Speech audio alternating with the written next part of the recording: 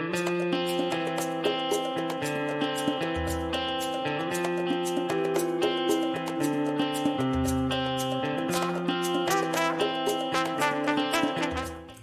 everyone, welcome back to Curious Classroom Adventures for another math game. My name is Aletha Sheck.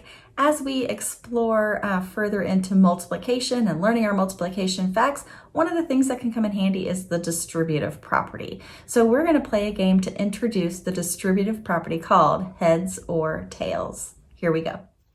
To play heads or tails, you are going to need a few things. You'll need a partner to play with, and you and your partner will both need a recording sheet, okay? You're also going to need some playing cards. Now, usually I say, oh, take out the tens and take out the face cards and leave in everything else. Well, this time I want you to put the tens back in, but I want you to take out the aces. We won't be able to use the aces today, so just pull those out and set those to the side. Everything else you can keep and just kind of shuffle those up a little bit. You'll also need a coin because we're going to be flipping for heads and tails as part of our game today. I'm going to show you how to play with just one recording sheet. So you have one and your partner has one. I'm just going to show you how it works on yours. Okay, on your turn, you're going to draw two cards. 1, 2. Ooh, we got some big ones. 10 times 3. And I'm going to draw an array for 10 times 3. So I'm going to do 10 rows, 3, 4, 5, 6, 7, 8, 9, 10, and 3 in each row, right? 10 rows of 3 is the array for 10 times 3.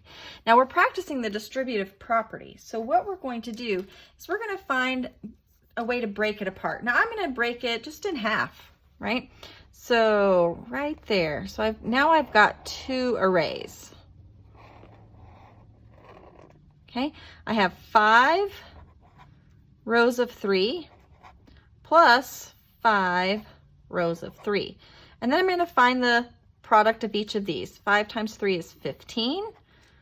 5 times 3 is 15.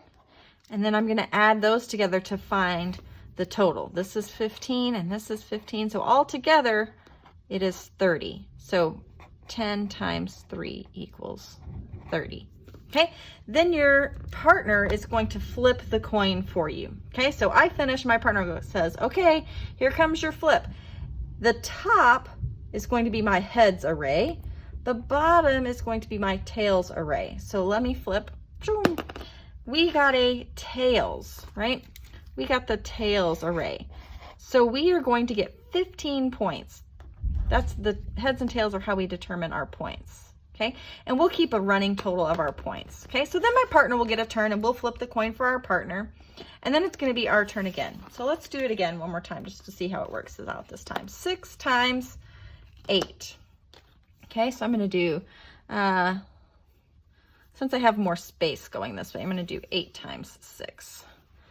8, 2, 3, 4, 5, 6, 7, 8 with 6 in each row. 1, 2, 3, 4, 5, 6. 6, 2, 3, 4, 5, 6, 2, 3, 4, 5, 6, 3, 4, 5, 6, 2, 3, 4, 5, 6, 2, 3, 4, 5, 6. And you can draw your arrays differently. If you want to draw boxes instead of dots, you can do that. This time I'm going to break it apart. And part of the fun of the distributive property is that I get to break it into facts that are just easier for me. And I really like the times 5s. So I'm going to break off 5 rows first. So there's 5 times 6, 5 rows of 6, 6 across, right? And 5 times 6 is 30. Then I've got some 3 rows of 6 left over, 3 times 6. And 3 times 6 is, well, 6 plus 6 is 12, plus 6 more is 18. Then I'll add those together. 30 plus 18 is 48. So I know that 8 times 6 equals 48. Now my partner's going to flip for me again. Ready? Remember, heads is the top array, tails is the bottom array. This time we got heads. Oh, that's good news because that's definitely our bigger array. We said this was 30 and this was 18, right? So we're going to take those 30 points and add it to what we had before And now we have 45 points. And then when I finish this one, I will add that to, and I'll just keep going until we do all 5 rounds. And at the end of 5 rounds, whoever has the most total points over here is the winner of heads or tails. Have fun playing.